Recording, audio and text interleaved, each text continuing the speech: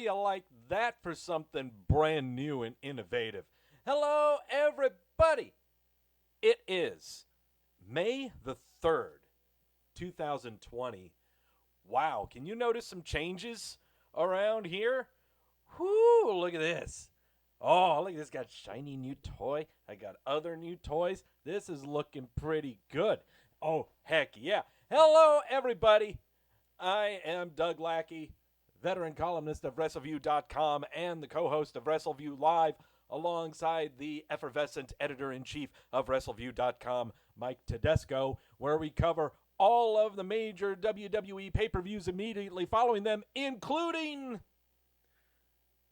Briefcase O Fun, the Money in the Bank pay-per-view. Okay. We got a lot to talk about when it comes to that show coming up today, because we got to make some predictions on this show. And also, I got news and things that I would like to talk about on the show. May get those out of the way here before we really dive into the show. But first, got to take care of the pleasantries and all. If you're in the chat room now, you say, wee! If you're not, there's not a damn thing I can do about that. Who all is in there? I see Jamel. I see Mashoon. Who else is in there? Come on now. I see Lewis. I think, who else is in there? Come on now. Who else? I see Bobby. I see who else is in there. Also, let me know how I sound on the mic, guys. If I'm too loud or too soft, please let me know, because I just got this brand new toy this afternoon. Like, seriously, like 3 hours ago. It was on my doorstep. So, yes, let me know. Dodger Ryan says, wee! Who else is in there? Come on. Who else is in there? You're not doing anything. Lewis, I sound perfect. Sweet. Awesome. Thank you, Lou. Thank you. Oh, Sweet Lou is in there. That sexy hunk of man-meat Lewis is in there. Who else is in there? Come on now. You want to let me know? Oh, come on. All right, that's okay. Oh, you'll be filing in anyway. All right. Coming up on the show, going to be looking over NXT and SmackDown. NXT, some people off the milk carton we got to talk about on there.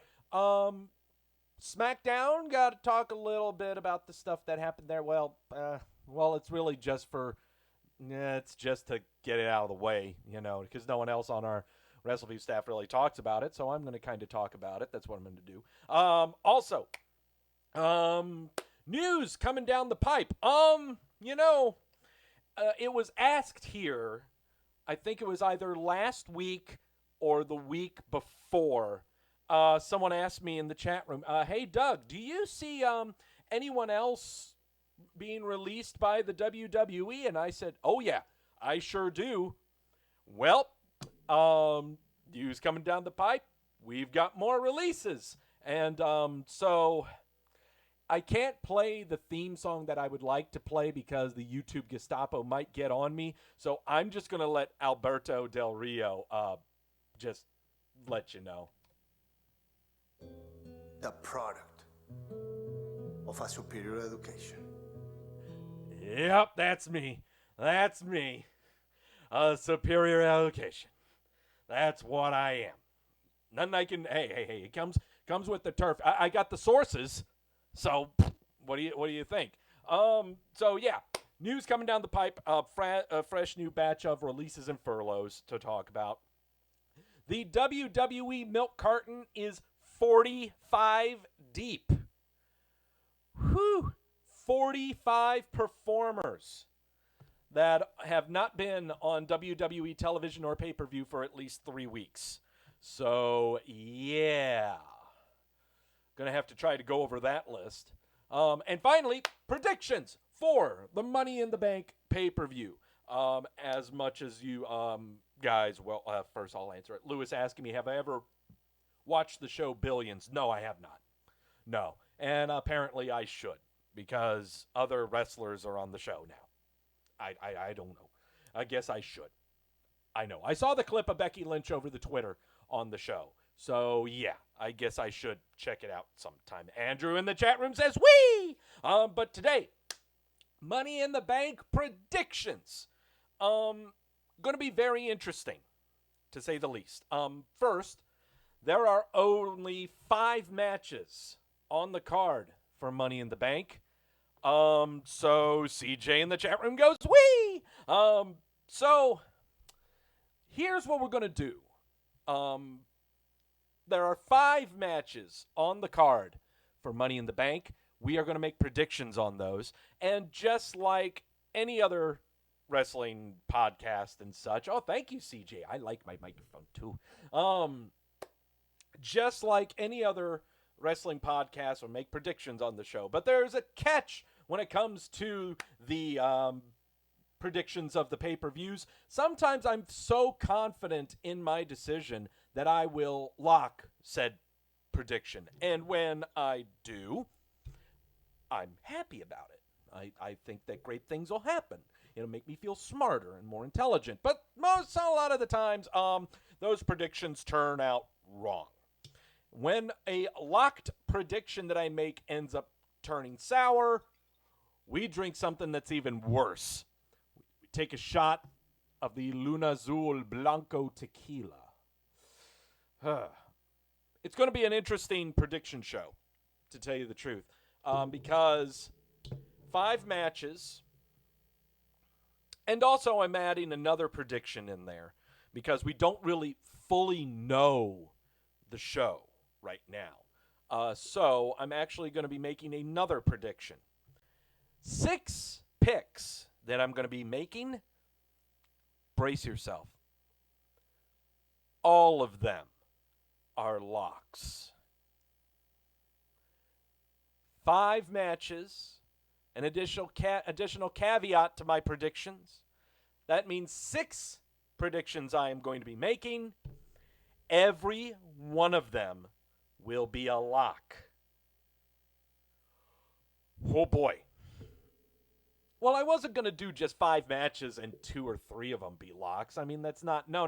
That's not very suspenseful to me. So instead, all of it. My first ever all-lock pay-per-view. You got it, Jamel. Everyone's going, holy shit, Doug. Well, I'm pretty confident in this. I'm very, very confident in my picks, even though I haven't made them yet.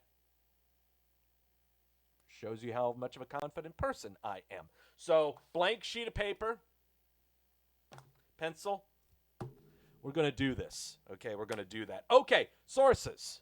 As always, what are the sources today? It is a very beautiful, warm day here in North Carolina. It is like in the low 80s, great breeze, blue skies, and so I thought that I would tuck into nice margarita-like beverage. Not a true margarita, but, margarita-like beverage. And so I am having Cayman Jack Margarita. This is made with 100% blue agave nectar. It's a cocktail. It's like a malt beverage is what it is. The ABV on this guy is like a 5.8. It's a lot less than the strawberry Rita that I prefer, which is like, I think, an 8. It's like between a 7 and an 8, something like that. So, no, we're just going to have ourselves a light little margarita-esque beverage. We got ice in the tumbler to fill it up. Green lid. Yeah, it's a green bottle cap. That's why it's kind of shadowed like that. So, before we go into the show, last week I posted up a poll on our Facebook group, Wrestleview Media, on our Facebook page. And I put it to you all, the viewers, guys in the chat and everything. If you haven't noticed from this beautiful microphone that I just got, and also how I'm so easily able to make sounders, I think. Can I make sounds? Can I ask a question, Macho Man? More questions. I'm sorry about that. Yeah, I can make sounds now. Because we got nice little Stream Deck soundboard going on here. And also, coming in the mail on Wednesday over here is CJ put it to me, and I got one, I got an XLR Pro Mini is what I got. A brand new mixer. Brand new preamp, basically, to take care of my old Behringer board that I've been using ever since I started with Wrestleview. This sucker's got to be about a good, gosh, I want to say 10 years old. So, I mentioned the poll and all of this stuff. I have been investing a lot more of my efforts and my time into the show. And I've noticed that numbers aren't really coming up and everything. And so I figured invest more into the show and also put it to you guys about possibly returning to Twitch. The show originated on Twitch, and I was on Twitch for about a good 8 months, something like that. And it just wasn't gelling. The servers were not very good. Connection was very, very lax. But as times progressed, it's been now about 2 years, a little over 2 years that we've been doing this show. Twitch seems to have really picked up and is now, I think when it comes to doing a show like this, that is at least a couple hours long, that it would be better housed on Twitch, and then I could clip out portions of the show and put them on our YouTube page here with the Wrestleview channel on YouTube. You know, predictions that I make, the WWE milk carton, stuff like that. And so I'm trying to grow this show and grow our brand, and it needs to be done on many different fronts and not just this one front. But that's just an idea. The poll on the Facebook had a majority of people agreeing that I should stream on Twitch. Right now, I'm going to tell you my plans for this show right now. Here are my plans. And it kind of coincides with how personally I'm doing right now, which personally and professionally. Right now, I love my job right now. Everything is going so great. And so we are looking, Deanna and I, in the future, our lease ends in our apartment in January. And we're going to be moving to a brand new home. And with that means we are looking for a home where we have our bedroom, a bedroom for her office, and then a bedroom for me for a studio. I need a lot more space. That's why you see how this green screen ain't really working. It's because I'm really streaming this from our bedroom, and the green screen is right behind me. So I can't really get the proper lighting and the proper professional look of the show. So what the future is holding right now is once we move into a home, this thing is going to look so much better. The layout and overlay and everything may change gradually as the year goes. But also, we may switch to Twitch next year when we move into the home and then continue on YouTube. I'm only talking about Wrestleview Weekly is what I'm talking about. Or I am still looking at going to Twitch in some form. So Wrestleview Weekly may stay on YouTube, but I might go ahead and bring back my watch-alongs, my wrestling watch-alongs that I would do with Wrestleview Weekly on Twitch, where I would watch any kind of wrestling match that I've never seen before that's recommended by you guys and just react to it, you know? But it's a lot easier for me to do that on Twitch where the YouTube Gestapo won't be after me. So I think that's something that we might dabble into this year is me doing two shows. One here, Wrestleview Weekly, and then the other one on Twitch doing watch-alongs and stuff like that. WWE pay-per-views, when it comes to a watch-along, if it is not a Sunday pay-per-view, absolutely. If it's not one that we are going to cover post-pay-per-view, absolutely. So the way it's looking, Initiator in the chat room goes, whee! So the way it's looking right now, Wrestleview Weekly is not going anywhere. We're staying put on YouTube. But I'm right now experimenting whether we could do watch-along shows on the Twitch. But I don't want to start doing that until I get stuff rearranged on my end, like graphically, like professionally. I mean, here we are. We're getting the brand new equipment and everything. So In time, this is what's going to be happening. But just so you guys know, this show is not going anywhere. We're staying put. I love doing this. I love having you guys in the chat room. I love having conversations about men in stretchy pants lathering themselves up in baby oil and clutching each other in scripted violence, only to find conclusions to melodramatic conflicts in a sports-like fantastical environment, all to satiate our homoerotic subconscious. I think I described professional wrestling adequately right there. I think I did. So, Lewis, we love you all. I love you too. I love you so much. CJ, also, we moving to Twitch? We could be. Okay. Honestly, it really, when it comes to this show moving to Twitch, it really more depends on you guys, the audience, really. Which avenue can we have more viewers live watching the show? That's kind of what I'm looking at, is I'm just wanting to really boost some more numbers. And I can always clip pay-per-view predictions. I can always clip the milk carton and put it on YouTube. That's not a problem. But the big thing, additional caveat that I wanted to throw in here with all this talk about the future and potentially going to Twitch. I'm going to need moderators.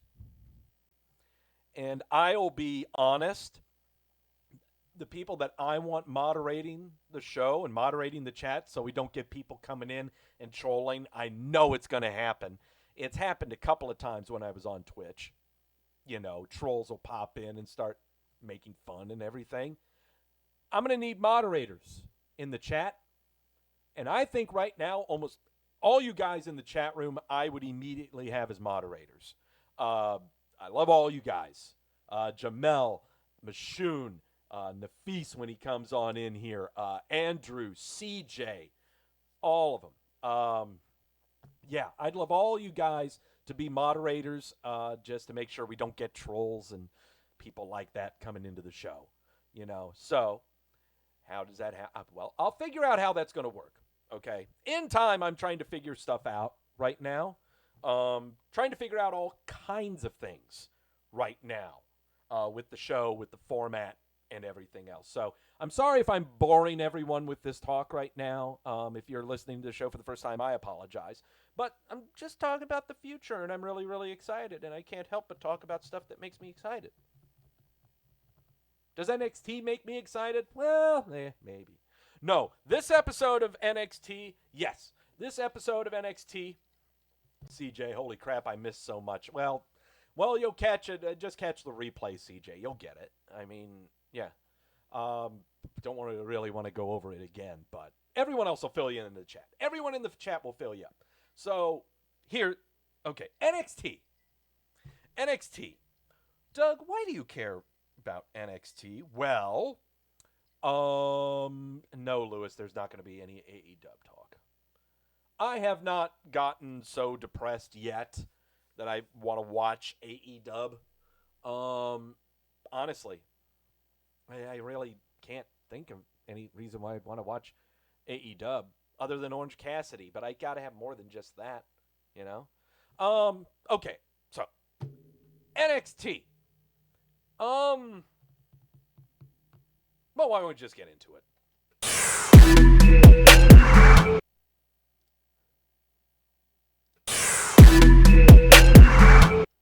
Hey, look at that sexy hunk of black person there with a belt. He looks very triumphant.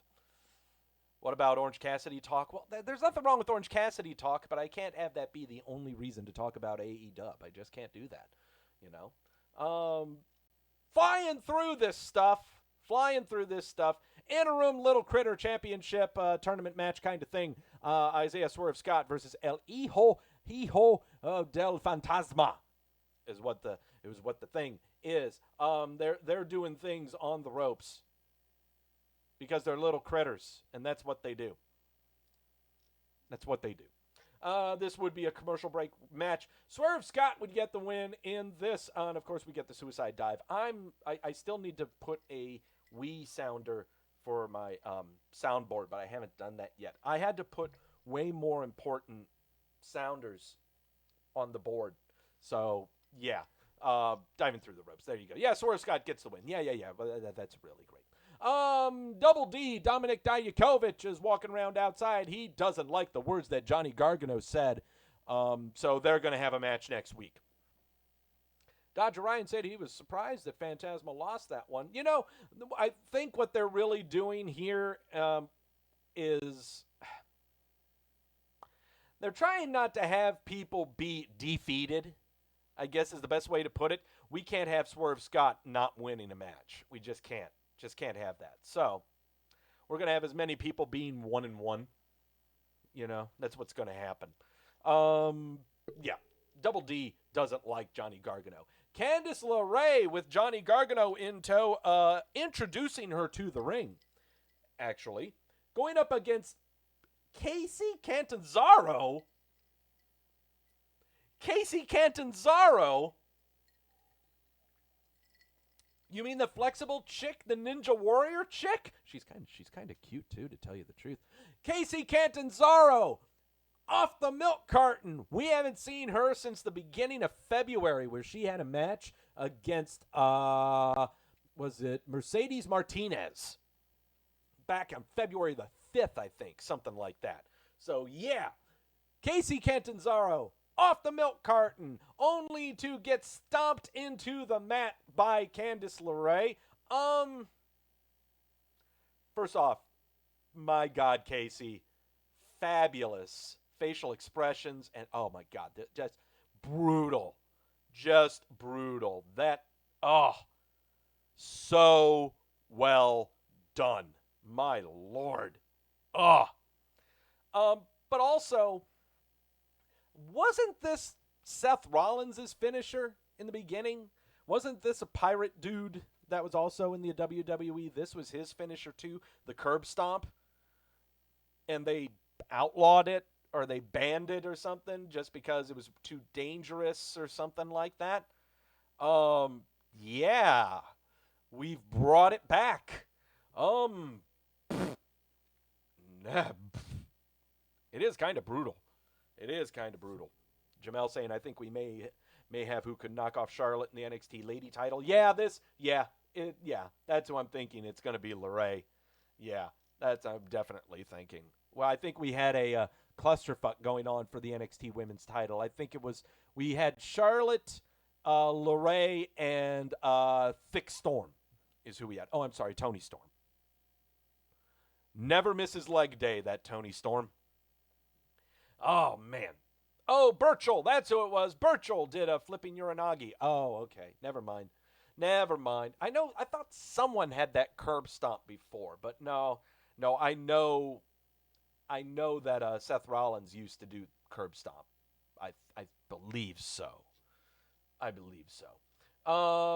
Matt Riddle, Timothy Thatcher come out. They were going to say words, but then instead, Riddle has something rigged up called the Newly Bros game, hosted by Byron Saxton, where this is, I guess, a fun little segment to see how good of partners they are. And that's all fun and games until Fabian Eichner and Marcel Bartel come out and beat up on Riddle and Thatcher. This will set up later on for an NXT Tag Team title match in order to confirm that Thatcher is still a thing or is a thing. We'll see. I don't think it's going to change hands. Well, it could. I don't know. I'll leave that for prediction shows. Adam Cole does a vignette. He doesn't like that Velveteen Dream is getting a title shot next week, so he says that he doesn't like it. There you go. Mia Yim versus Charlotte Flair, the NXT Women's Champion, in a non-title match.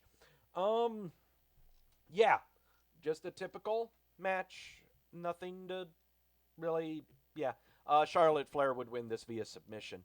After the match, Io Shirai would come out, and with her weird mannerisms and weird smile afterwards, saying that you are mine.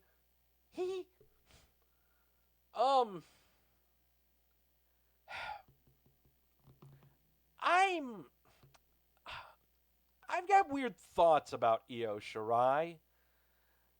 Dodger Ryan saying the timing was off in that match. Yeah, that's why I'm kind of not really lasting long on it. I want to talk about Io Shirai a little bit. I understand a lot of people on the internet, in the Twitters and everywhere, really like Io Shirai because, she's Japanese. Japanese, I guess that's number one. Number two, she has a look, and she does have a good look and everything. I get that. The problem right now that I'm having is we've got too many Japanese females. I know that's horrible to say, but we've already got Asuka and Kairi Sane. And we've now got Io Shirai. All three of them heels.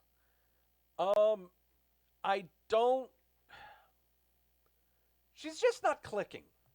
Io Shirai is just not clicking with me, and I'm trying to put my finger on it. I don't know if it's because I don't like the mannerisms. I don't like that she's trying to be angry and badass, but also at the same time psychotic with her mannerisms and her facial expressions.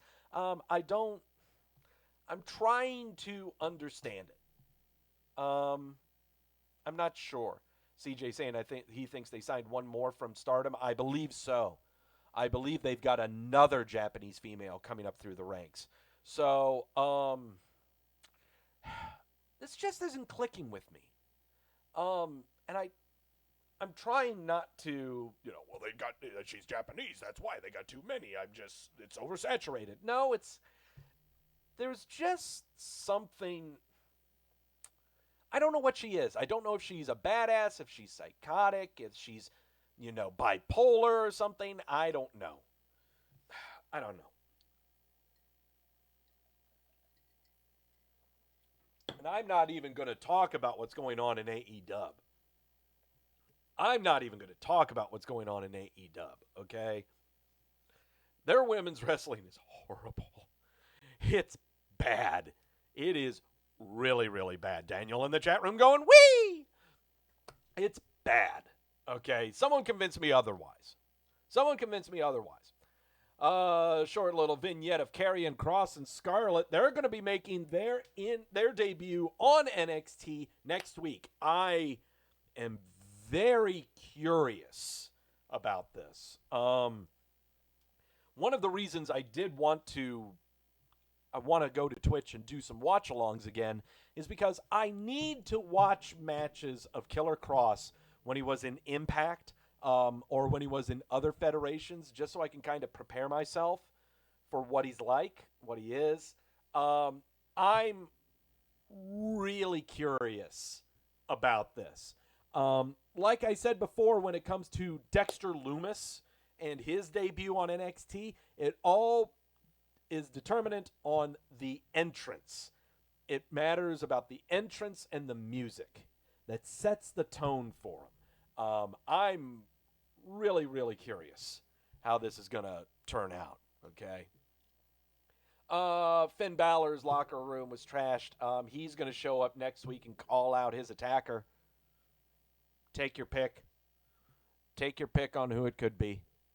And I don't know. Dexter Lumis versus Shane Thorne made no sense whatsoever. Dexter Lumis would win by submission. Dexter Lumis versus Shane Thorne made no sense whatsoever. Shane Thorne appeared with his tag team partner on the VIP lounge on Monday Night Raw, Monday prior to this show, to try to boost them up and say that they're kind of a big thing. And then suddenly Dexter lays out one half of the tag team that MVP is trying to push up on Monday Night Raw. This makes no sense whatsoever. None. Shane Thorne off the milk carton? Yes! Shane Thorne off the milk carton. I kind of avoided it a little bit there. Shane Thorne, we have not seen him, I believe, gosh, I'm trying to remember. I think it was a match on NXT. No, it was Monday Night Raw. He had a match on Monday Night Raw against somebody. Can't remember. I'll be honest, I can't remember. I really can't remember. He's way better by himself, though, than in TM61. I don't know. Finally. No, not finally. We still got 2 more matches. Tony Nese versus Drake Maverick in the Little Critter Interim Championship Tournament thingy. Both of these guys have yet to win a match. And the story, of course, is Drake Maverick has been released by the WWE, but these are his final matches in the WWE. Your winner by pinfall, doing this really weird bulldog from the top rope that looks like I could easily counter that by letting go of him, is Drake Maverick. Drake Maverick is now 1-1 and vows that he is not leaving until he is the Little Critter champion. It was a fun match, but I'm not buying the I'm just not buying the finisher. You know, something that looks that suspect. I mean, it's not as bad as Spanish Fly, but still. Finally, finally, Damian Priest vying for Keith Lee's NXT North American Championship. We all love us some Keith Lee. The only thing he's got to work on, I mean, he's a star in the making. He's a flat-out stud as Keith Lee. But, man, there's just something. Yeah, Taffy pulled Aleister Black is Damian Priest. Keith Lee is a star, period. We know that. But I feel like there's just something missing. I don't know if it's the promo work. I don't know if it is facial expressions in the ring. I just don't know. You know? I really don't know what it is. I got to try to put my finger on it. At some point in the match, Damian Priest would bring in the title and his nightstick, but Keith Lee would block him, scream out that I am limitless, and then Grizzly Magnum him in the chest, and then he would spirit bomb him twice. Spirit bomb him twice to win the match and still remain your NXT North American champion. What did everyone think of this show? 75% gave NXT a thumbs up. That is par for the course because nobody watches NXT. And also, hey, who won the war between NXT and AEW? Because there is a war going on, even though there's another war going on outside of the confines of our homes and also in our minds. 57% said that NXT was better than AEW.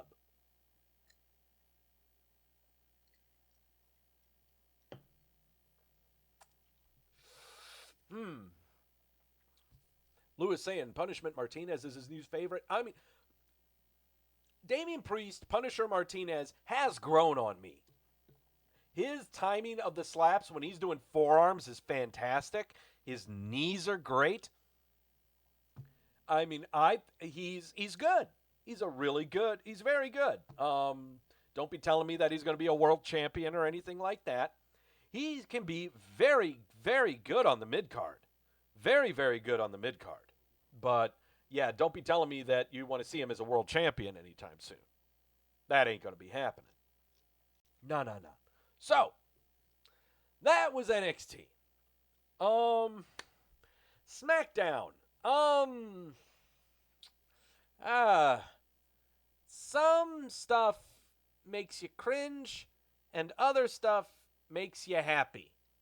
Let's see if we can tell the difference between the two.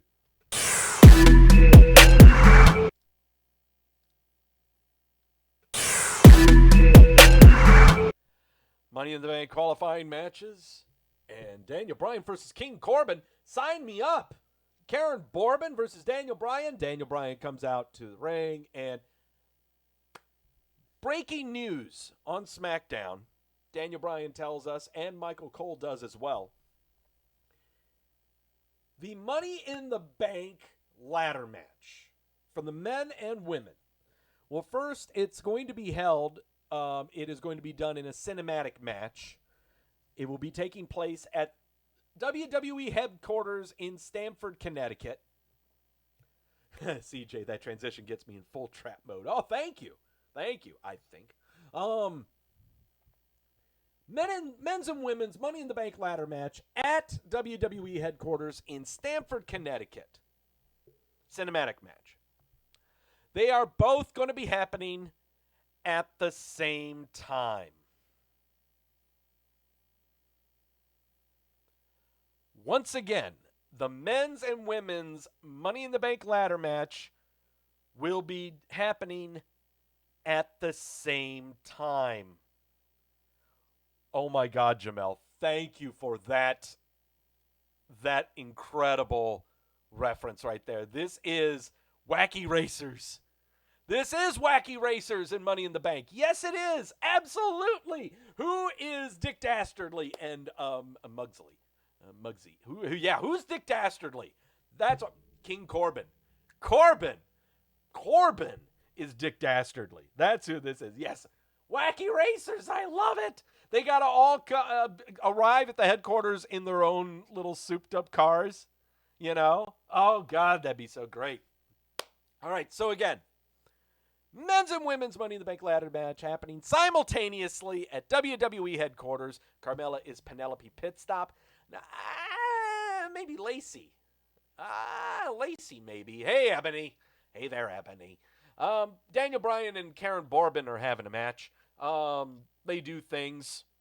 They would do things. Bourbon would inevitably bring a ladder into the match and hit Bryan with it, and Daniel Bryan would win by disqualification.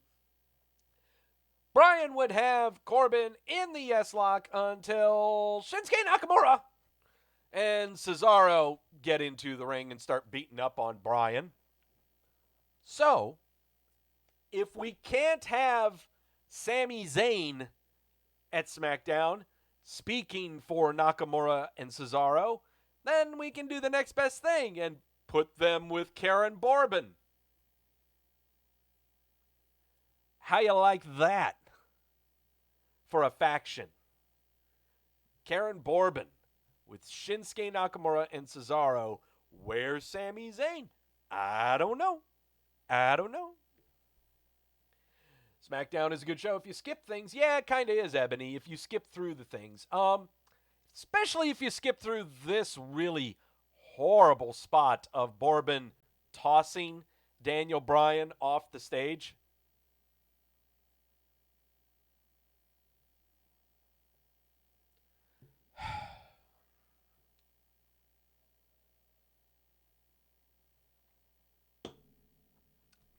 Cringeworthy, to say the least. Really? Really? I'm going to toss you a full off of a riser that's only 4 feet up in the air, and you're going to land on your feet into ladders? Really? Why didn't Bourbon gorilla press him into them? Oh, boy. Oh, that's bad. And this is what WWE chose to clip and show on Twitter. Oh boy. Oh, boy. We're going to have a Firefly Funhouse thingy where Bray Wyatt does a bedtime story about Braun Strowman and how he was the black sheep, and then he left him, and then his family disappeared, but now Bray Wyatt's going to come back and Let's come up with a happier ending. One where the shepherd finds the black sheep. And he reminds him of his mistakes. And he takes away what makes him happiest. Oh, he's talking about that. The shepherd will take the black sheep straight to the slaughterhouse. For then... There is no and then. I'm done with these puppets. in this Firefly Funhouse. If you've got something to say to me, Bray, then come down to this ring and say it to my face. I am going to be right up there with Ebony. I totally agree with you. This, of the three shows, Raw, NXT, and SmackDown has been the most well-written of all three shows. They have stayed with their programs. They've continued to develop them. They're doing a great job. I guess you sans the women's division, I guess. But they're building all their programs. You know, Raw is bad. Raw stinks right now. Raw is very, very bad. NXT is there. NXT's show that they had last Wednesday was actually one of their better shows that they've had in a while. This is going to be interesting. This match. I've got thoughts on that match, because I'm going to be making a prediction on that match. Sheamus would beat up some guy named Leon Ruff, and then he would approach Michael Cole, asking him, "You're going to talk about your boy Jeff Hardy again?" "Yep, we sure are." So we air the Jeff Hardy clip. Jeff Hardy is going to be back on SmackDown next week, and Sheamus says that he will be too. Kayla Braxton is backstage with Otis and Mandy Rose. Hey, Kayla! She's busy talking with them about, what's going to happen in Money in the Bank? You two could be at Money in the Bank. And yeah, Mandy calls Sonya Deville her former best friend, and yada yada. So yeah. But anytime we see Kayla Braxton. Hey, Kayla! I love it. I love it. Oh, and here's a good luck kiss, good luck kiss, good luck kiss. Ooh. Otis reeks of Warner Brothers. He is such a cartoon.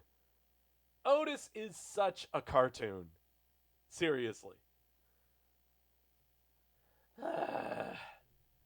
Love it, love it, love it. All right. Money in the Bank qualifier. Carmella versus Mandy Rose. I guess it was okay match until Sonya Deville started coming out and distracted Mandy Rose. Carmella would get the win, and Sonya would start beating up Mandy Rose after the match. So, carrying on with the program.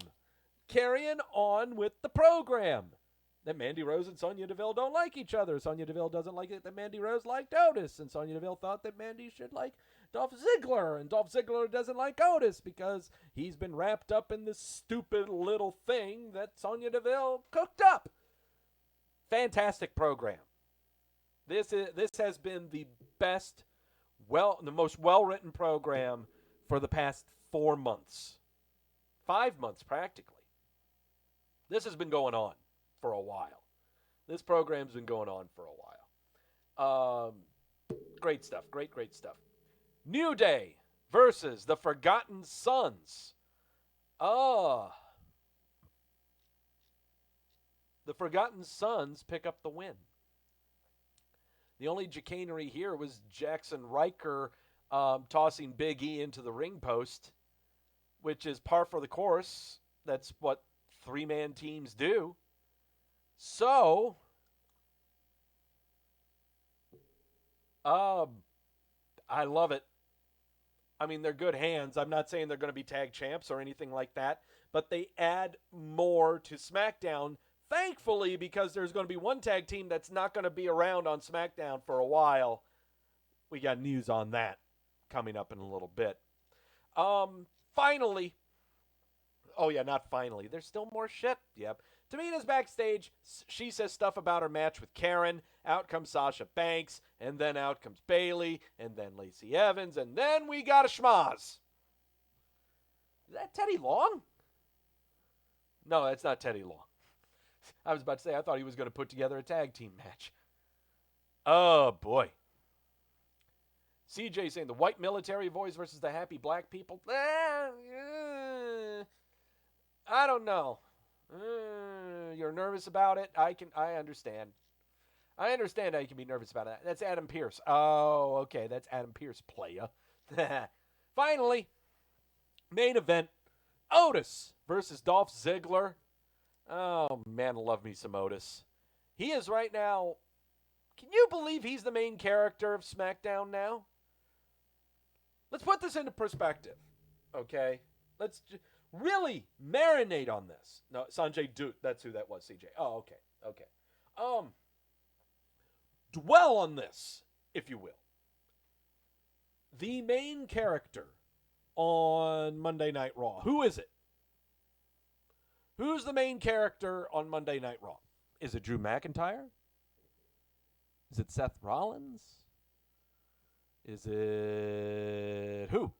Who is it? It's supposed to be Drew McIntyre, I guess. NXT. Who is the main character on NXT? Who's the NXT? Adam Cole, but he's never there. Who is it? I guess. I don't know. But on SmackDown, who is the main character? It's Otis. Otis is the main character. Keith Lee is not the main character of NXT. Keith Lee has not really done a whole lot.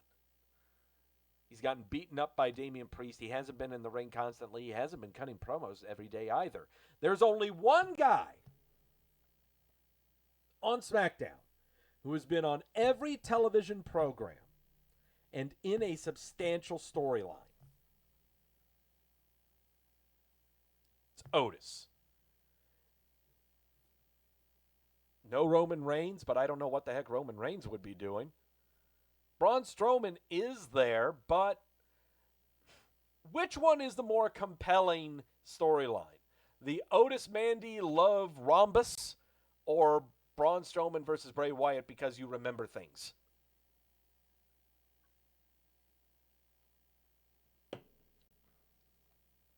Otis is just fun. He's a cartoon character. He is everything that Vince McMahon wants in a professional wrestling superstar. And he's everything that I would want too. Seriously. I would not make him a world champ anytime soon. No, Lord, no. I am not putting a belt on him or anything like that. This guy is awesome. Okay, he's just a fun act to have out there every single night. Period. That's it. That's it. I got to have him chasing all year long. Every day, he's got to be chasing. That's it. That's all. What did everyone think of SmackDown? Yes, Otis won, and Otis will be going to Money in the Bank match thingy. Yes, Otis did win. What did everyone think of SmackDown? 67% gave SmackDown a thumbs up, and that is par for the course because nobody watches SmackDown. Refill the sources. Refill the sources. That's a lot of ice. There we go. That's better. Refill the ice. The long neck's a twist off. You don't need a church key. I'm still full of questions, but I can't quite see clear. That's a Mighty Mighty Boss Tones song. In case you cared. Yeah. Everybody loves Otis. I love Otis. Everyone loves Otis. That should be a sitcom. We are drinking Cayman Jack Margarita is what we're drinking, Daniel. It's a nice little light 5.8 thingamading.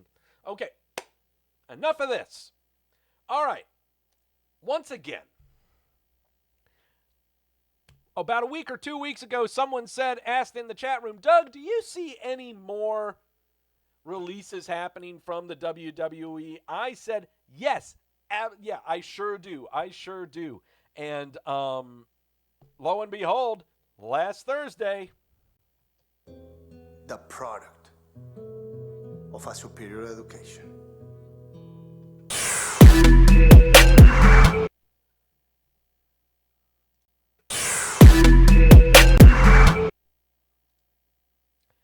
former Intercontinental and Tag Team Champ Curtis Axel was released by the WWE last Thursday.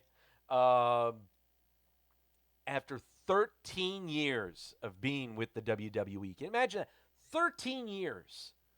13 years of being in the WWE. That is... Think about it.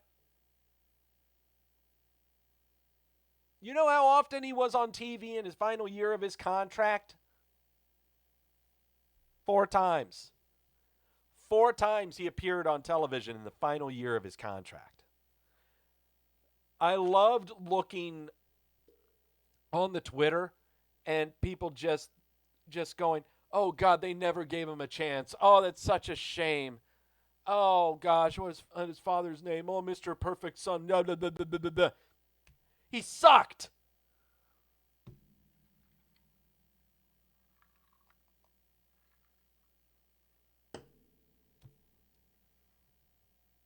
He sucked. Next story. You guys talking about Nikki Cross? You guys talking about the roster on SmackDown, aren't you? Nikki Cross is nice. Is a very nice name, as long as also Alexa Bliss is. Other releases. Cain Velasquez. He wasn't even on the main roster. People were talking about this like he was actually going to be a thing in the WWE. People actually thought that they were going to do something with Cain Velasquez. Really. We only had him on there to grab some good numbers out of South Dakota. There's no way in hell were they going to keep Cain Velasquez on the roster. No way in hell. And everyone's, and again, why didn't they use him properly? They gave him all that money because he sucks. There's no other way to put it.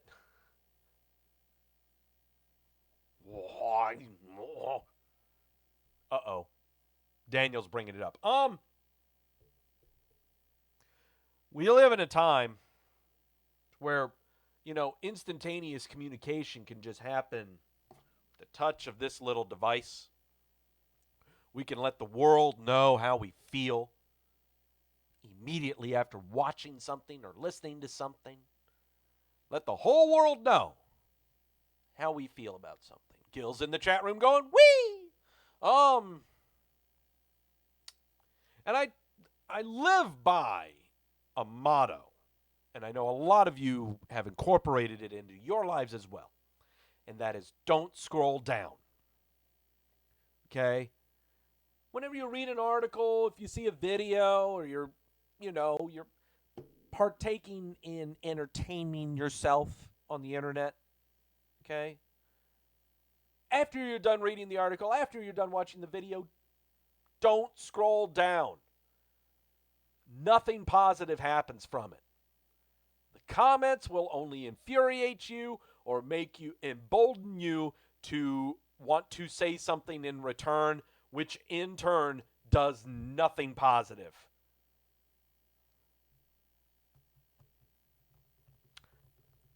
Cain Velasquez, released from the WWE. I'm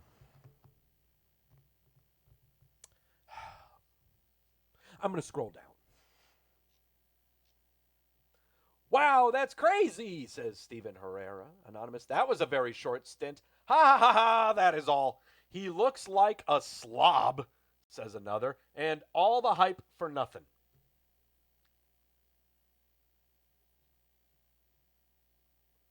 Yeah. They could have actually done something with Cain Velasquez. The problem is he was just so green. He needed way more time. After they signed him, I think he was only in the Performance Center for 9 months, 6 to 9 months, something like that. No, he needed another 3 years. And the problem is no one would have known who he was if that happened. They aren't counting on Brock Lesnar maybe being around for that much of a time in time for Cain Velasquez to come up. So, yeah.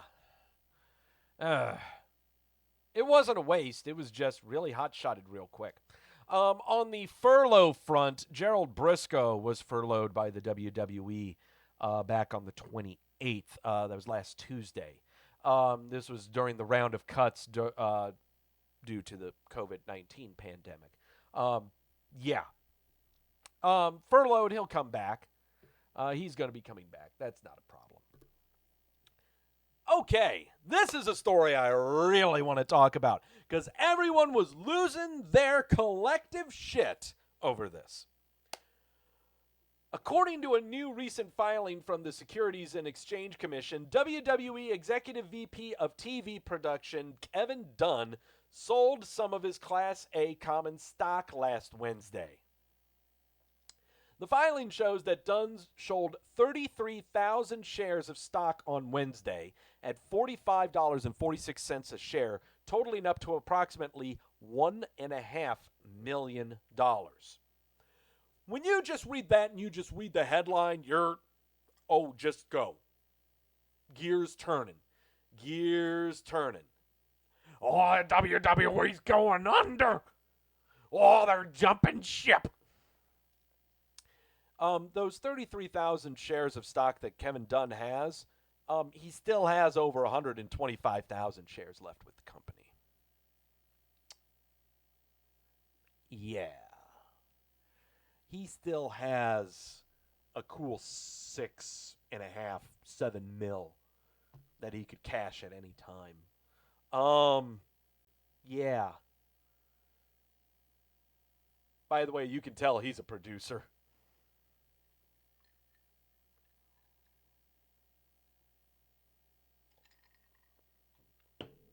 Yeah. I'm scrolling down for the hell of it. Nothing except, and I eagerly await Jim Cornette's response. Very well put. Sometimes the comments that you read when you scroll down are not too bad. I would like to hear Jim Cornette's response to this. This report came out last Friday. WWE has postponed their live events in August going out of Australia and New Zealand. No shock there. Paul Levesque, Triple H, says that the two-night WrestleMania was way more enjoyable than an 8-hour show. No shit. He says, quote, I think it was much more enjoyable than the 8-hour extravaganza. At some point, that's probably what it should be. It's become so big. It started out as a concert that ended up as a festival. It's this week-long festival. That big main stage attraction needs to be those 2 nights. That's probably a change that out of chaos comes the genius, and maybe that's the genius of it. People have been saying it for for a period of time, but it's a major shift, and it doesn't come easy. We predicted it last week on the WrestleMania whiteboard. CJ, we need Doug saying no shit. I say no shit a lot to my girlfriend, and she laughs the same way, just how I deliver it, okay? We predicted on the WrestleMania whiteboard last week that WrestleMania will indeed be 2 nights next year. It will be 16 matches. We predicted it. I am very, very close to locking that, but I can't do it just yet. I cannot do it just yet. Not until we figure out what the hell's going on with Spiky Nerf Ball. But, yeah. Well, the 2-night WrestleMania was more enjoyable than an 8-hour show. No shit! Florida Governor Ron DeSantis says the WWE may have fans in limited arena capacity this summer. He said in a recent press briefing that he is optimistic that if positive trends continue in the state of Florida, fans could return to sporting events such as wrestling and UFC by June or July with limited arena capacity and proper social distancing. DeSantis also went on to say that the WWE has a positive impact on Florida's economy, which is why it is important to keep the company taping the shows in Orlando. He also mentioned that WrestleMania 36 was going to bring the state millions of dollars in revenue and wants to keep the relationship with the WWE strong.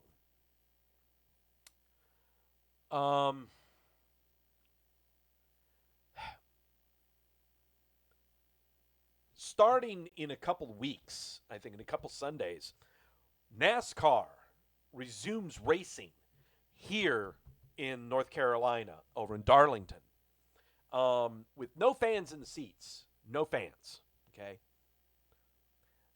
That race along with the Coca-Cola 600 that will be coming up Memorial Day weekend, that's Sunday, out of Charlotte, North Carolina. Those will be some of the most viewed television events in the past 3 years. The Darlington NASCAR race will probably get the numbers of any NFL game on Sunday night. The Coca-Cola 600 will be even more so.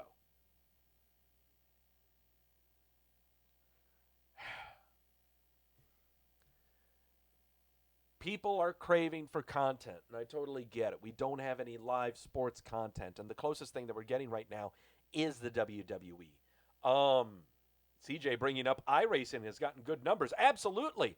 The magazines that I'm business manager for Sprint Car and Midget Magazine and Speed Sport Magazine. That's who I'm the business manager for in my real job. iRacing is keeping the racing industry alive. We were afraid for our advertising numbers with the magazine and everything. With our websites, we have a streaming channel that we just launched 3 weeks ago. And it's going strong. And with NASCAR coming back, it's going to be even stronger. So, it all depends on the states where these events are going on. When it comes to WWE, if the WWE was smart, they would not take DeSantis up on this. Do not have people in those seats in the Performance Center. Don't do it. It is so not worth it. Little fettuccine, tiny noodles in the chat room. Whee! Will there be a cash-in the night of the pay-per-view? We have predictions coming up, Tiny Noodle. Hold your horses, okay? Missouri opening up for concerts this week, says Ebony. South Dakota. Oh, God, there's a ton of horrible shit happening in South Dakota, but they just had dirt racing happening up there two Saturdays ago.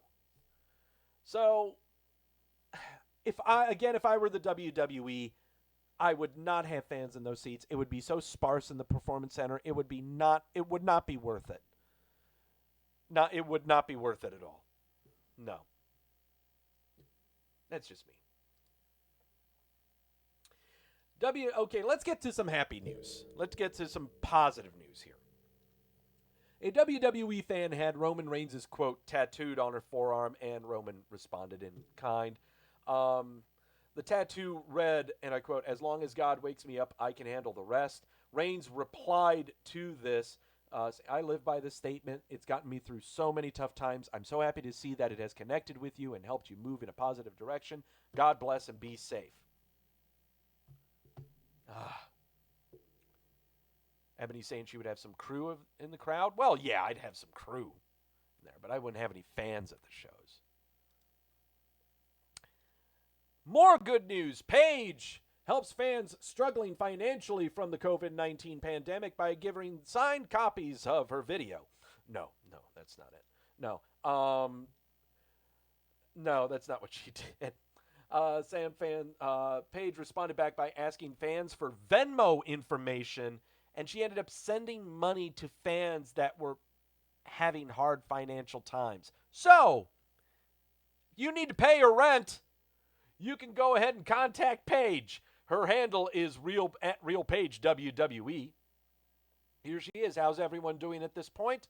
What's the biggest struggle for everyone right now? One person keeping up with bills and being laid off from work. What's your Venmo? Not being able to afford food or necessities and coping with depression while not being able to leave the house. What's your Venmo? Besides being a disabled single father, I'd have to say hitting the start button on my Twitch streams because my mental state just isn't it lady. What's your Venmo?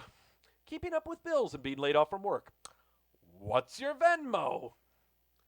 Just want to say thank you. I'm sitting in tears at your generosity. It really means a lot. Oh, boy. Jess, low-key hoping I didn't make too much of an idiot of myself sending the wrong app info. I was legit shaking, but I'm so thankful for Paige. You and Ronnie stay safe. So much love. That's what the money went to. Getting her some food. Filling up the fridge. Sure, some people got help, but some people didn't or haven't yet. Also, some have bills that they pay out, that the payout isn't helping, and maybe they have to go without. Also, so many people have lost their jobs. Why not if I can help them out? More power to Paige. Totally for it. My thing is I just don't like the route that she took. It opens up the floodgates. Pandora's box is opened. You know. I mean, good on her for helping him out, but again, the public means of it, I'm not a fan of. Drew McIntyre gifted a World War II veteran a custom WWE title for his 100th birthday. Tom Moore is a World War II veteran. And Drew McIntyre took to the Twitter to show off the belt that he was giving Captain Tom Moore. Let me see. I'm trying to find him. Trying to find something about Tom Moore here. Captain Tom has inspired people across the world with his recent fundraising efforts for the UK's National Health Service and the NHS, which began with a sponsored 100-lap walk around his Bedfordshire, England garden. Moore's galvanizing trek has already raised over 29 million British pounds for the NHS. Captain Tom wasn't finished there, as his rendition of You'll Never Walk Alone with Michael Ball and the NHS Voices of Care Choir helped earn him the distinction as the oldest artist to reach the top spot of BBC Radio's One's official chart. This guy, a national treasure. Fucking national treasure. Good on you, Drew. That's how you do it. That's how you do it right there. That's how you do it. We need more good news. More good news. Braun Strowman sent out 1,000 meals to local hospital workers in Orlando. He did this as a way of saying thank you for their hard work during the pandemic. The meals were distributed with the help of Beefy King and Jimmy Hulas in Orlando. Here's Braun Strowman. Hi, I'm WWE superstar Braun Strowman, the Universal Champion. And as an Orlando resident, I just wanted to thank everyone that's putting in so much effort right now at Orlando Health and helping everyone in this time of need and pandemic. You are all working tirelessly, and it has touched me unbelievably knowing what you guys are doing. So I wanted to do something out of my heart to thank you guys. I've partnered up with two of my favorite local restaurants here in Orlando, being Beefy King and Jimmy Hulas. We're going to be providing meals for you guys to thank you for all the tireless work that you continue to do in our community. I want to say thank you, be well, be safe, and God bless. That is from his brand new home that is from his new home in Orlando. He still lives here in North Carolina, along Lake Norman here. Not far from me at all. Not far. But finally, more good news from the king of good news himself. Titus O'Neil, the president of everything, and Natalia Neidhart helped feed another 5,000 workers over in frontline workers in Tampa. Here they are with Impossible Foods. And here we go. So we're here in our hometown, Tampa, Florida. We got Natalia, we got Jeff Gigante from Forbici, and we're out front of Amalie Arena because we're serving 5,000 frontline work heroes meals, take-home meals to go home. Partnered with Impossible Foods, the Tampa Bay Lightning, Tampa Police Department, the Fire Rescue, Hillsborough County Sheriff's Office, Great Mayor Jane Castor, in providing hope and smiles to so many people. I'm glad that Maddie could be out here with us today. No, it's so great to be able to give back in the way that we are, and to know that we're giving back to frontline heroes, people that are doing so much for us and for our safety and for the community's safety. There's tons of Girl Scout cookies, there's water, there's supplies, and of course, Jeff, you've done so much. Absolutely. So we've been feeding the frontline heroes since we had the whole shutdown start at the end of March. And Thad's helped us with that with the Bullard Family Foundation and Metropolitan Ministries.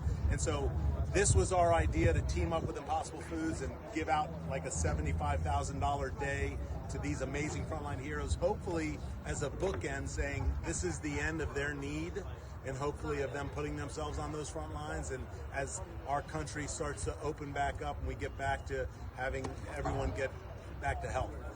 So thank you guys. Thank you so much. And Titus, you want to close? Worldwide. That's all we do. Worldwide. Fuck's sake, why isn't... Seriously, Joe? Here he is. Right here. Joe, you better be watching. I know you're a wrestling fan, Joe. This guy. I know he's not going to be your running mate. I'm not saying that. He needs to be a spokesperson for you. He needs to be doing something with the Department of Health and Human Services. He has got to be doing something. Okay? Damn it. Oh, boy. Jeez. He does everything. Titus O'Neil does everything. He is the reason we haven't spiraled into complete and utter chaos. Other news on the front. Kevin Owens revealed via radio show out of Canada that he has been out of action due to an ankle injury. This was on a recent interview he gave with the Canadian sports network RDS in Quebec. He's revealed that he's been out of action due to an ankle injury. He revealed he may have suffered either a slight fracture or a sprain and he's set to undergo some x-rays to see what the heck is going on. This apparently happened when he leaped from the Wrestleview sign and landed on Seth Rollins onto a table. Could be a severe sprain, could be a fracture, who knows. But it is because of this revelation of Kevin Owens' injury that he just missed the milk carton. He was due to appear on the WWE milk carton, but now that he is revealed to be injured, nope, now we're just going to be monitoring that front. Also, someone who narrowly missed the milk carton due to revelation of injury is Jimmy Uso. He has suffered a knee injury of some kind, and according to F4W Online, could be out for 6 to 9 months. Suffered this during his triple threat ladder match on the first night of WrestleMania 36. No word yet on what the extent of the injury is, so I don't know why in the hell that F4W Online would say 6 to 9 months when they don't know what the hell the injury is.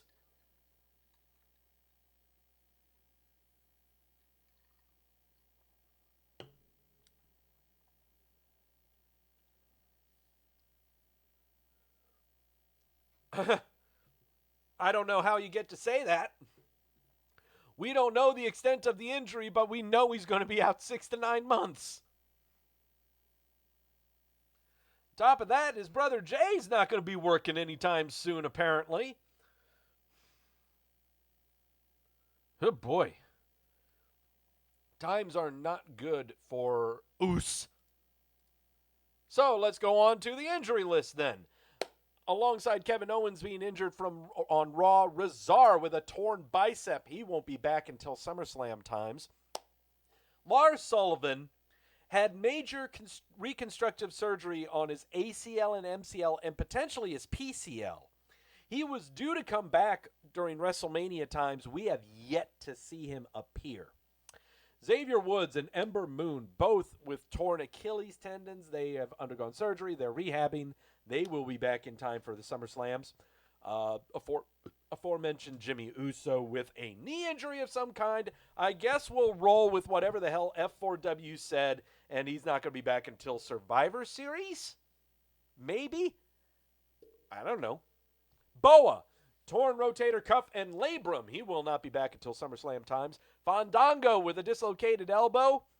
Was supposed to be back before WrestleMania, but you're not going to be seeing him for a while because he's too busy filming Season 3 of Southpaw Regional Wrestling. Fuck yeah! And Jessamine Duke, reparative surgery on both of her elbows. She should be due back in time for SummerSlam. Doug, tell my best bud the milk carton guy I said was good. Yes, of course. But those are the people that are hurt. What about the people who aren't hurt? What about the people who are perfectly healthy? What about people who haven't been on TV for, say, 3 weeks? they end up on a very special list. A special list with brand new graphics of sorts, brand new toys of sorts, but always the right sources. And always vigilant. Always vigilant on wherever the hell these people are. You know it very well. I've got to stop procrastinating. It's the WWE Milk Curtain. What the hell was that? I'm just used to walking from the side, but these red things get me. It's really hard to do that when you kind of timed it for only 8 or 9 seconds and you got to try to cram in something funny. It's tough. You don't know how tough this is. It was even tougher during 3R when I had to try to read off an entire introduction during Tools Vicarious. Here we go. Let's start things off on the SmackDown front. Tucker. Haven't seen him since the April 10th episode of SmackDown. He faced off against Dolph Ziggler. Poor guy. Yeah, Tucker. I feel so sorry for this guy. You know, I hope he is just on vacation or taking time off, or maybe he's injured or something. But this is what I was fearing the most about the Otis build-up, okay? Yes, I'm saying Otis is great, okay? Otis is fantastic. But don't do this at the expense of a guy who's been working so hard. He is the workhorse of the team. He is great as a babyface in Farrell to get that Otis hot tag. I feel so sorry for this guy. Man. Tucker, please come back and be a third wheel, you know? Or Mandy gives him a puppy to make him feel better or something. All right. Malcolm Bivens. Haven't seen him since the April 8th episode of NXT, alongside his tag team of Indus Sher. These guys debuted a week prior to that, well, 2 weeks prior to that, I think, in March. Haven't seen him since. No shock. These guys are green as hell. They are not good. And on top of that, Malcolm Bivens' character, I don't know what the hell he is. You know? Twitter, he's a funny guy. On NXT, he's something else. His facial expressions don't match the kind of character that he's supposed to be.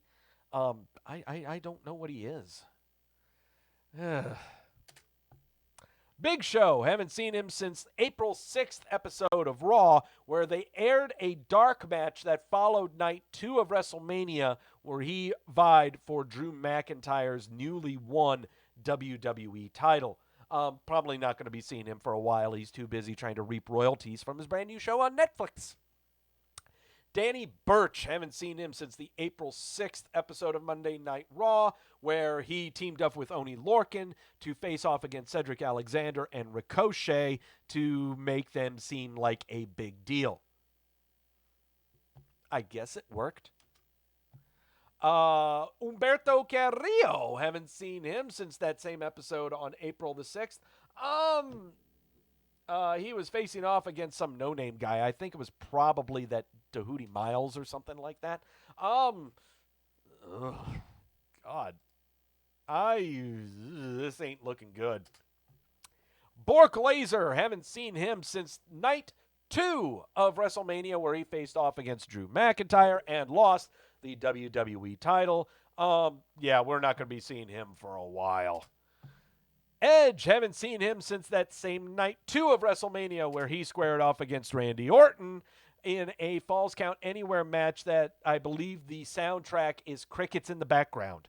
They made no noises, said no words. If you want something to go to sleep to, watch their match. Whale Whipley, haven't seen her since that night 2 of WrestleMania, where she lost the NXT Women's title to Charlotte Flair. When are we going to be seeing her again? I don't know. Titus O'Neil, who cares? He appeared on night 2 of WrestleMania with the same reaction that we all had after watching the Firefly Funhouse match between John Cena and Bray Wyatt. Yeah. Dude, just keep doing you. Keep saving the planet. Keep saving Tampa, because that's all. I want to live in Tampa. We all should move to Tampa. We will live better lives. Mojo Rawley. Haven't seen him since night 2 of WrestleMania, where he tried to get the 24/7 title but lost it, and now Gronkowski's got it. I know I should have Rob Gronkowski on the milk carton as well, but I see him now as an auxiliary talent because he's now signed with the NFL again. Natalya, when she's not handing out Girl Scout cookies in Tampa with President Titus, she is not wrestling. She hasn't appeared since the pre-show of night 2 where she faced off against Liv Morgan. AJ Styles is underneath a mountain of dirt that The Undertaker dumped on him on April the 4th, the first night of WrestleMania. He will be showing up on Monday Night Raw tomorrow night. Sami Zayn, the Intercontinental Champion Sami Zayn. We haven't seen him since that night in WrestleMania where he successfully defended the Intercontinental title against Daniel Bryan. What's going to be happening there? I don't know. He's probably still going to be making fun of Trump supporters on Twitter. R-Truth. Haven't seen him since that fateful night 1 of the WrestleMania shows where he lost the 24/7 title. I got a feeling we're going to see him in the Money in the Bank match. Joaquin Wilde, haven't seen him since the April 1st episode of NXT where he lost in a match to Kushida, and then he was grabbed by Los Conquistadors and tossed into an SUV. Cameron Grimes, haven't seen him since the March 25th episode of NXT where he faced off against Tony Nese to make him seem like a big thing. It did such a good job that we haven't seen Cameron Grimes in over a month. Killian Dane and his receding hairline, haven't seen him since that same episode of NXT where he faced off against that Tahuti Miles guy to make Killian Dane seem like a big thing. Apparently it helped because we haven't seen Killian Dane in over a month. Tyler Breeze, haven't seen him since that episode of NXT on March the 25th where he faced off against Austin Theory to make Austin Theory look like a big thing. That actually worked because Austin Theory was in his first ever WrestleMania match for the Raw Tag Team titles against the Street Profits and has continued to be on Monday Night Raw ever since. Riddick Moss, he lost the 24/7 title while walking down his street on March the 23rd episode of Raw. Haven't seen him since. He's probably locked out of his house. Roman Reigns, the big one.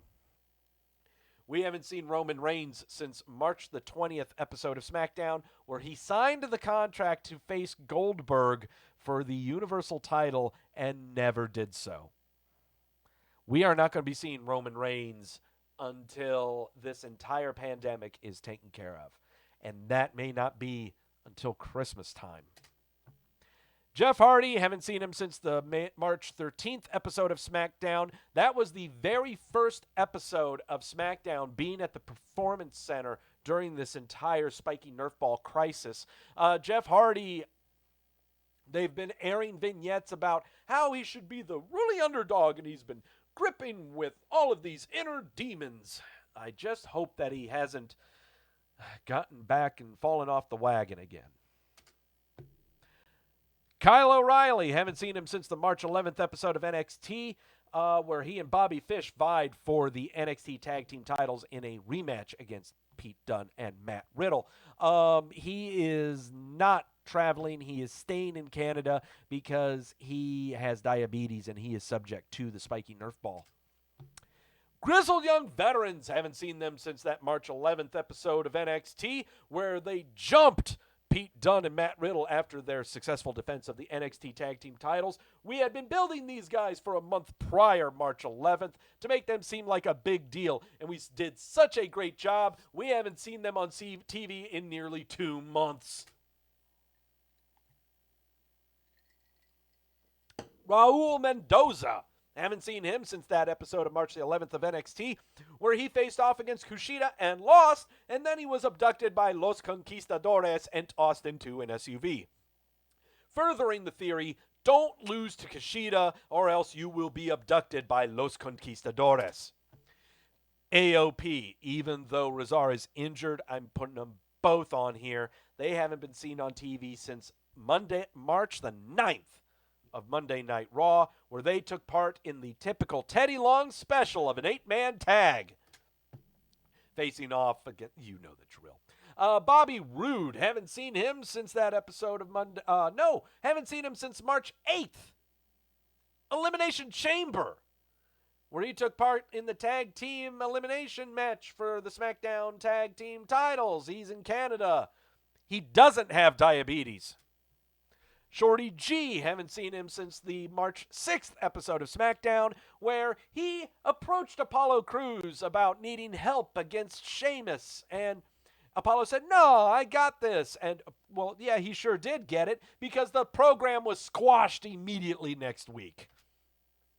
Marina Shafir, haven't seen her since the March 4th episode of NXT, where she shoved a stick through a cage to give to her hubby, Roderick Strong, so that he could whack Velveteen Dream. That apparently did not work, and I don't know, Velveteen Dream beat up Adam Cole in a cage, and whatever.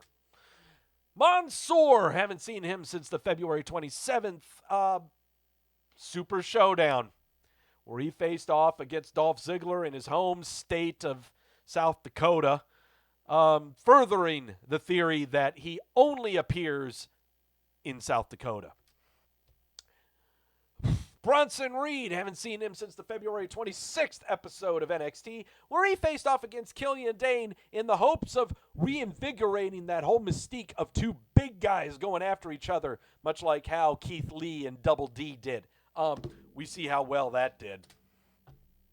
Kona Reeves, he is still with the company. Haven't seen him since February 19th episode of NXT, where Keith Lee squashed him in less than 25 seconds.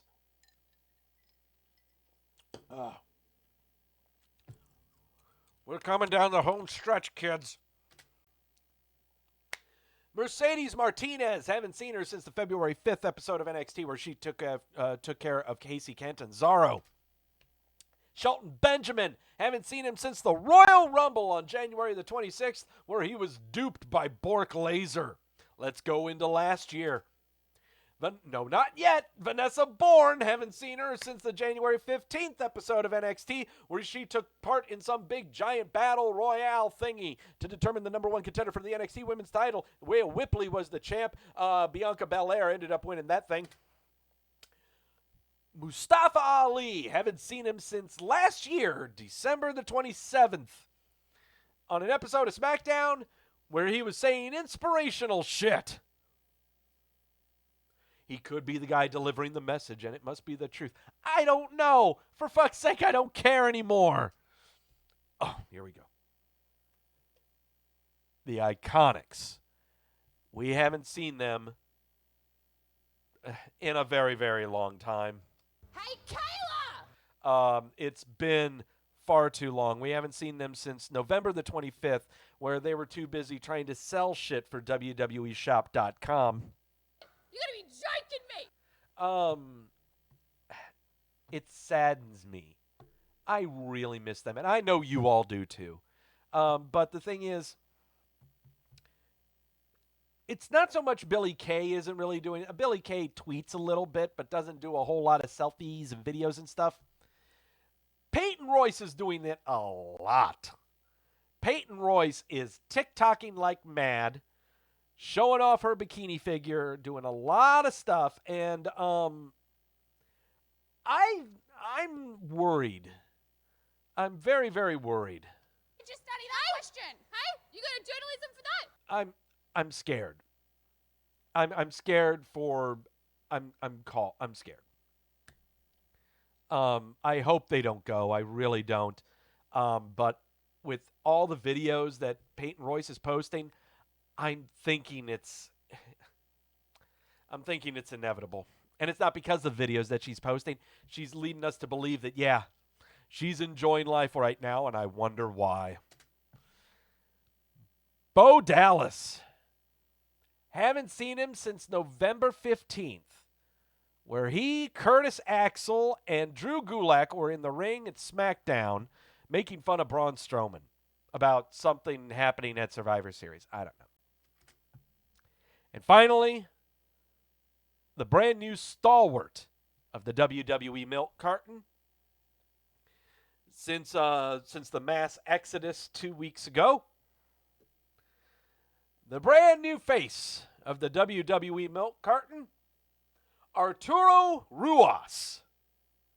We haven't seen him since the debut of NXT on the USA Network back on September the 18th of last year. This guy is on the main roster. You look up NXT on WWE.com/superstars. There's Arturo Ruas.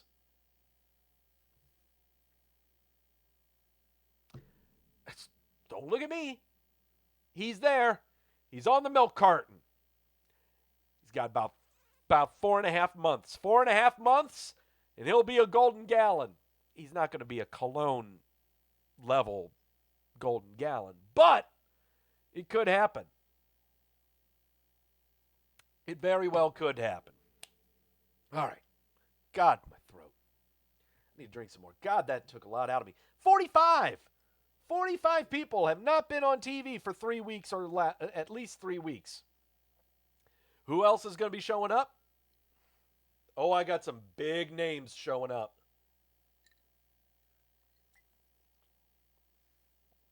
Got some big names that'll be showing up on the milk carton if they don't show up this week. I'm just going to leave it at that. Something for you to look forward to on next week's show, which is going to be earlier. Next week's show is going to be earlier in the afternoon because of Money in the Bank. Me and Mikey have got to cover that. Okay. Speaking of Money in the Bank, it is time to make predictions. It is time to put my health on the line. I'm confident. I am so confident that every single match and then some are all locks. All of them are locks. I am so confident. This is the first time ever. All lock pay-per-view. Prepare yourselves. It's going to be stupid.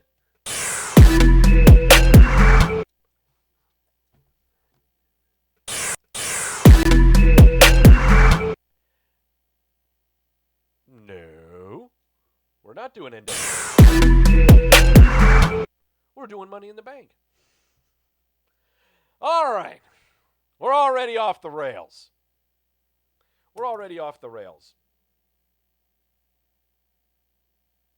You know what? I want to do something here. I want to change something here real quick. I want to make sure that I've got this right because I'm going to be clipping videos and stuff, so we're just going to do some live tweaking is what we're going to be doing. Don't know why that happened. Why did it go to that? Why did you go to that? Why you do these things? Why you do that? I don't know why you do that.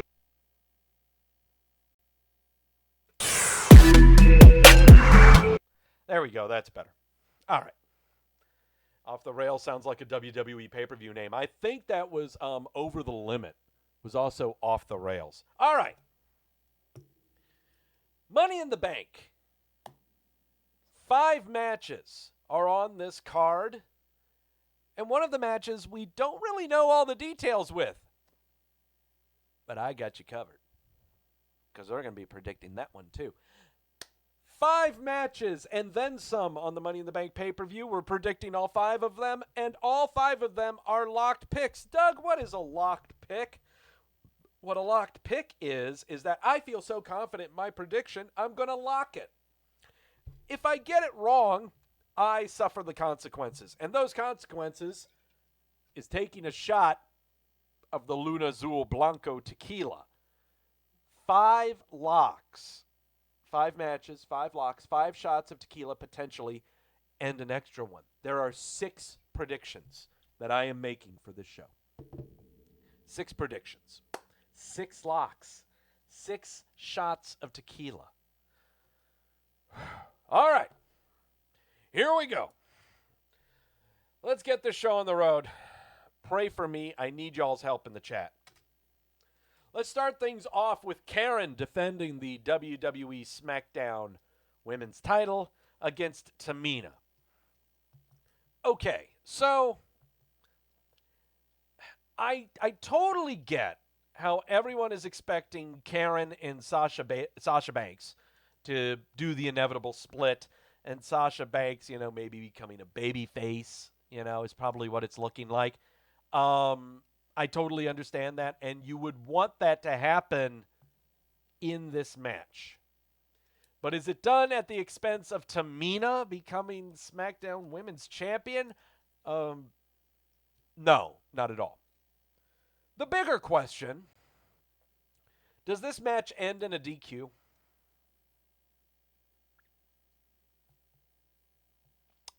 It's happened before. It's happened before.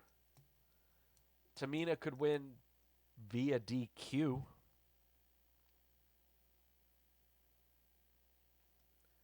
No, I don't think that's going to be happening. I cannot rest on this being Tamina winning by DQ. Understand that when I make these predictions, it's not who keeps the title. It's who wins the match. People win by DQ. People run it in the match.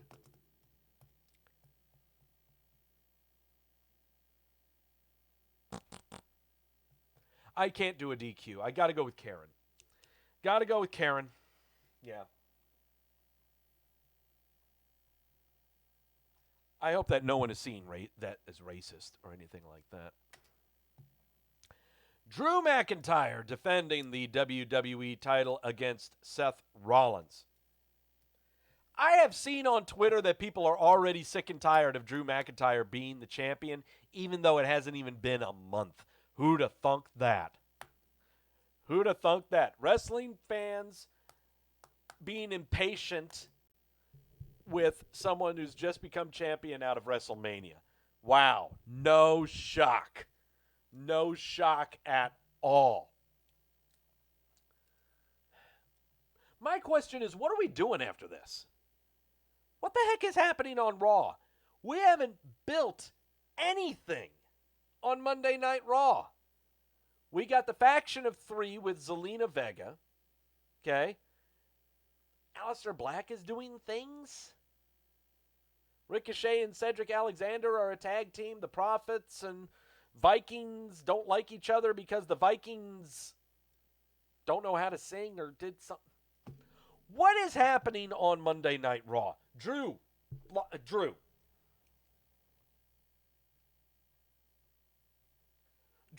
Just taking Drew. Don't care. Drew. Now, here's an interesting one.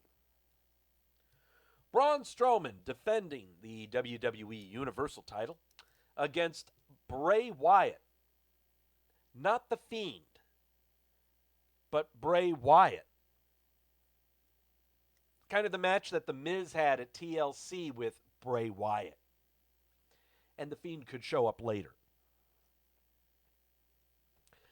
Bray Wyatt won against The Miz back at TLC. I have got a feeling that this match, there will be no conclusive winner. And I can't do that. I can't do thumbs in the middle. It has to be, someone has to win. Someone has to win.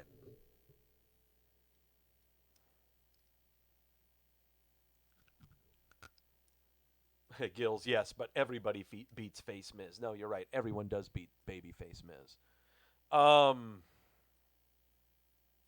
Braun wins via DQ. I don't see a DQ in this. I really don't even see this match ending. I see the lights going out and then the Fiend showing up and then that's it. Dodger Ryan, yeah, that's exactly right. I'm seeing no contest. So yeah, I'm going to take Braun. I'll take Braun. Because we're just setting up for Braun versus the Fiend later. See, I'm pretty confident. I mean, these are no-brainers, no-brainers at all. The women's Money in the Bank ladder match, the women's Money in the Bank ladder match, as well as the men's Money in the Bank ladder match are happening simultaneously. It starts at the ground floor of WWE headquarters in Stamford, Connecticut. The briefcase is at the top of the building. All 16 of these ladies and gents will be fighting each other to get to the top of the building to retrieve Money in the Bank briefcase. All right. Let's look at this. Look at each person in here and just think a little bit. Just doing quick yeses or nos, okay, to get them quickly out of the way. Carmella, no. Shayna Baszler, Nia Jax, yeah, could. Asuka, no. Dana Brooke, no. Lacey Evans, no. But here's the thing. The three that I just gave the hard no to, and the ones that I was like, the hard no's are from SmackDown. The maybes are from Monday Night Raw. Which women's title needs a shot of adrenaline the most? Raw or SmackDown? Becky Lynch has it on Raw. I don't know. Does it really need a shot of adrenaline on Monday Night Raw? If Asuka, Nia Jax, and Shayna Baszler are on that roster? Not necessarily. They don't really need a shot of adrenaline on Raw. SmackDown. SmackDown is where they need the shot of adrenaline. Karen has defeated everyone with Sasha at her side. Gil saying if it was SmackDown, Sasha would have won it. No, not necessarily. Not necessarily. And I don't see it being Lacey Evans. If it's SmackDown, I don't see Lacey Evans. I do see Carmella or Dana Brooke. If it's SmackDown we're wanting to win, it's one of those two.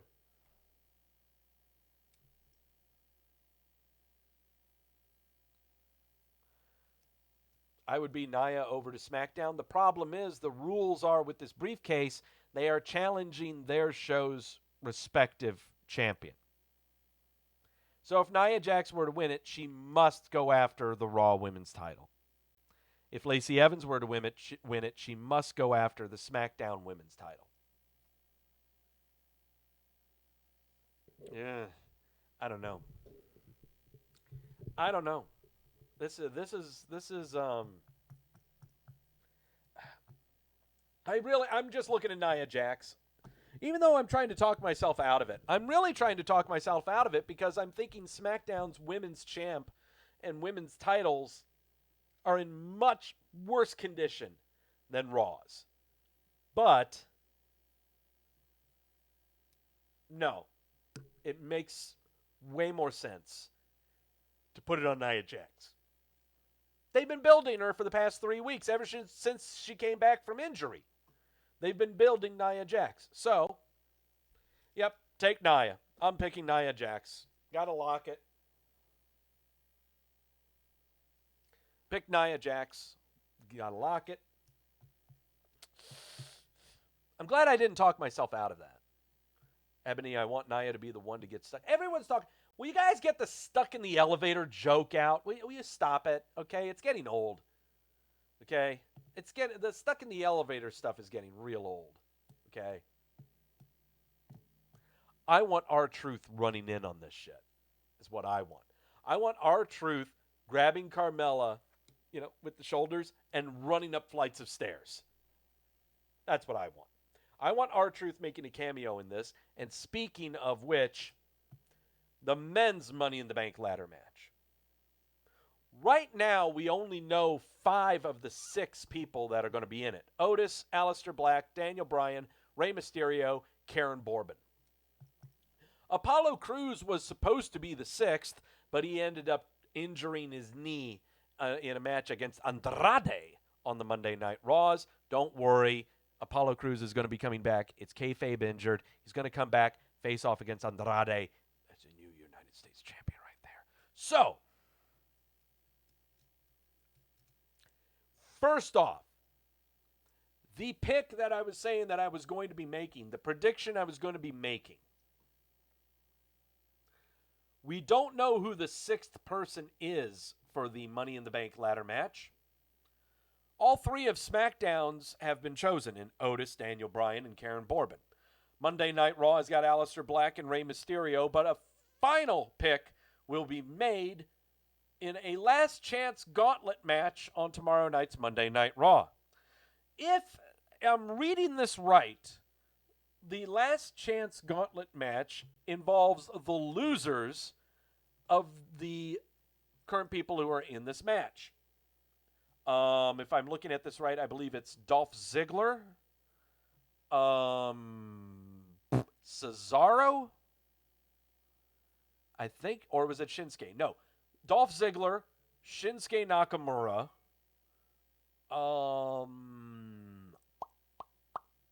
who did Karen Corbin face?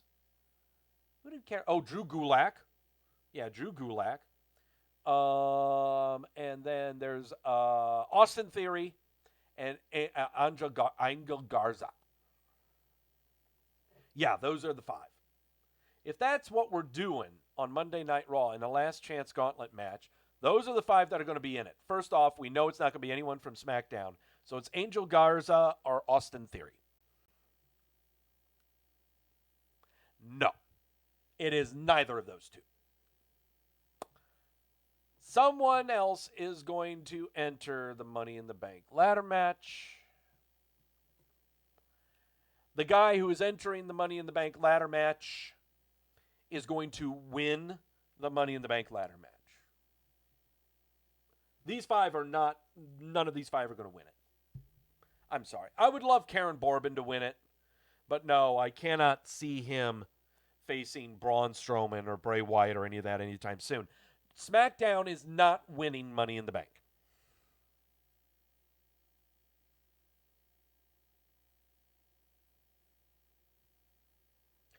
The person who's going to win Money in the Bank is not on this screen. Yes, it happened last year. Bork Laser winning Money in the Bank. Trolled us to all hell. And I think, ironically, it was Apollo Crews that was hurt.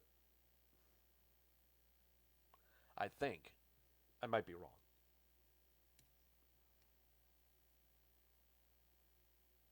Monday Night Raw is going to win the Money in the Bank briefcase. The winner of the Money in the Bank match is appearing on Monday Night Raw tomorrow for the first time since being buried alive by The Undertaker. That's AJ Styles.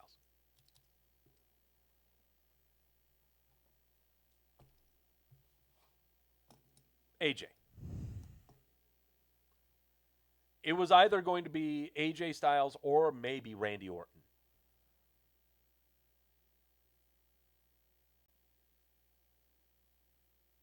It was going to be one of those two. But they've advertised AJ Styles to appear on Monday Night Raw, so I'm taking AJ Styles. And I have more confidence AJ Styles winning Money in the Bank than I do Aleister Black or Rey Mysterio. Rey Mysterio, no way in hell. No way in hell. And that's the thing, Ebony, you're bringing it up in there. Do you give both cases to Raw? That's why I was so hesitant on giving Nia Jax the women's Money in the Bank briefcase. Because I just don't see SmackDown winning the men's briefcase. Not with what's happening right now. Not with what's happening right now. I would love to see Karen Corbin win it. Absolutely. But no, I just don't see that happening. Daniel Bryan, no. Otis would be fun, but no, let's be realistic. It's going to be won by Raw, but I can't see it being Rey Mysterio. No way. Aleister Black, no. He hasn't been on TV enough. I don't. I can't see Aleister Black winning it. I just can't. He was horrible on the mic last week. Absolutely horrible on the mic. Hold on. I said AJ Styles, but someone else appeared on Raw last week for the first time due to injury, and that's Jinder Mahal.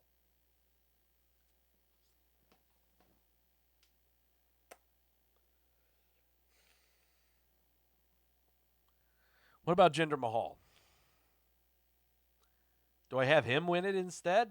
AJ Styles sounds way more plausible to me. I see that happening better than I do seeing Jinder win it. Ebony saying Aleister Black is way more charming in videos when he's out of character. Oh, I'm sure. I'm still trying to figure out what the hell he is. I'm a brooding man, angry at something. I don't know what. Jamel saying, yeah, Jinder will be the next contender for Drew. I totally understand that. Yeah. But the thing is, I can't see Jinder naturally becoming the contender for Drew's title. Gil saying Jinder will just be someone for Drew to beat. Yeah, pretty much. Just be a placeholder. All right, that's it. Yeah. I'm holding on to that. I am holding on to that pick. I can't. I've done it before where I've changed my mind on things and it goes horribly wrong. So, no, I can't do it. So, there's your picks. There's your picks for Money in the Bank coming up next week. Here we go. Going to go back through it again. Karen facing against Tamina, defending the SmackDown Women's title. I have Karen successfully retaining or winning that match. Drew McIntyre defending the WWE title against Seth Rollins. I've got Drew winning that match. Braun Strowman defending the WWE Universal title against Bray Wyatt. Not The Fiend, but Bray Wyatt with his cute, lovey-dovey man bun. I've got Braun Strowman winning that one. Yes, the women's Money in the Bank ladder match. I'm going to have Nia Jax taking that women's Money in the Bank contract. And then finally, the men's Money in the Bank ladder match winner is not pictured here. It is going to be AJ Styles. I'm locking that AJ Styles is going to be in the match, and I'm also locking that AJ Styles is going to win the Money in the Bank match for the men, the people who have wee-wees.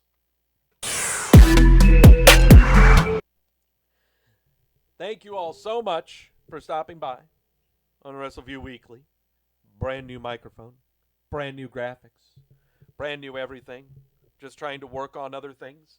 Try to get the green screen put back together. Trying to figure out all the stuff we're going to be doing later on down the line with the show. If you're so inclined or interested, for God's sakes, like, share, subscribe, follow, blah, blah, blah, blah, blah, all the other stuff that everyone tells you to do. I'm not going to patronize you. Just subscribe down below. We only do like 3 shows out of the week. We're not going to hound you or harass you. Besides, you're probably the smartest wrestling fan out there because you're not watching a news report where people say, we don't know the extent of a knee injury, but we're saying he's going to be out for 6 to 9 months.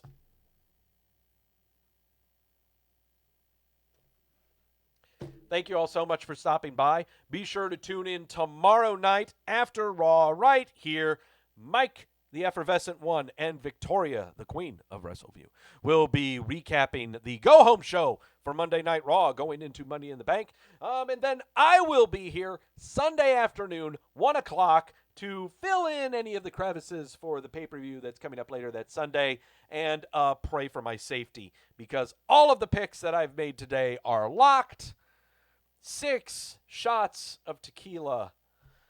Thank you all so much. Dodger, Ryan, Daniel, Gills, Machoon, CJ, Lewis, and also Sexy Hunk of Man Meat Lewis, Jamel. Yes, all of you. Thank you all so much for stopping by. Subscribe. Do all the stuff. And as always, know when you're being sold to.